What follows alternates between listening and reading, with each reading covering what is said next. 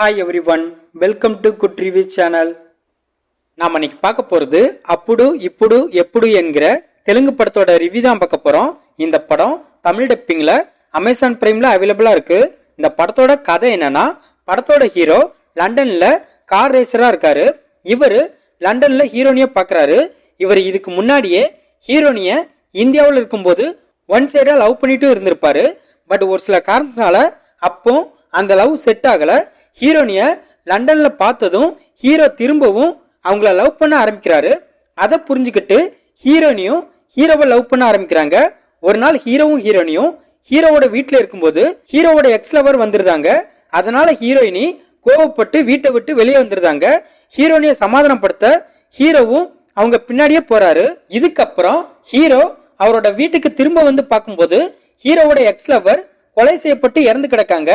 இதுக்கப்புறம் என்ன நடந்துச்சு, ஹீரோவோட எக்ஸ் லவ்வரை கொலை பண்ணது யாரு, அவங்களுக்கும் ஹீரோவுக்கும் எப்படி பழக்கம் ஏற்பட்டது, ஹீரோவும் ஹீரோயினியும் ஒன்னா சேர்ந்தாங்களா இல்லையா, இதுக்கடையில ஜான் விஜய் எப்படி இந்த கதைக்குள்ள வராரு, இது எல்லாத்துக்குமான விடைதான் இந்த படத்தோட கதை. இந்த படத்தோட பிளஸ், படத்தோட ஹீரோ ஒரு ரொமான்டிக் ஹீரோவா அவரு கொடுத்த ரோலை பக்காவா பண்ணிருக்காரு. ஹீரோனியான ருக்மினியும் நீட்டா பெர்ஃபார்மன்ஸ் பண்ணிருக்காங்க. ஹீரோவோட எக்ஸ் லவரா வர திவ்யன்சாவும் சூப்பரா நடிச்சிருக்காங்க. இதை தவிர படத்துல நடிச்ச எல்லாருமே எந்த குறையும் இல்லாம அவங்களோட கதாபாத்திரத்தை சூப்பரா பண்ணிருக்காங்க. படத்துல உள்ள சில ட்விஸ்ட் எல்லாம் நல்லாவே ஒர்க் அவுட் ஆயிருக்கு.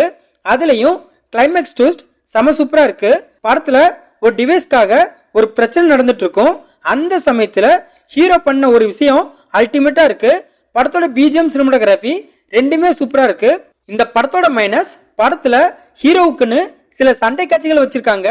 அதெல்லாம் படத்துக்கு தேவையே இல்லைன்னு தோணுது.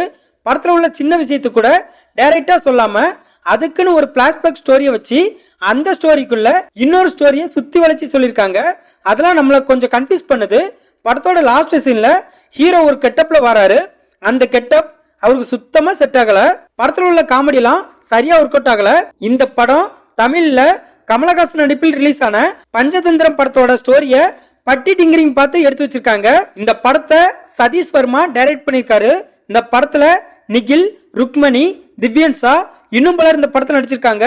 மொத்தத்தில் இந்த படத்தை பார்க்கலாமான்னு கேட்டா ஒரு பிலோ ஆவரேஜான ரொமான்டிக் காமெடி டிராமா மூவி பார்க்க நினைக்கிறவங்க இந்த படத்தை பார்க்கலாம்.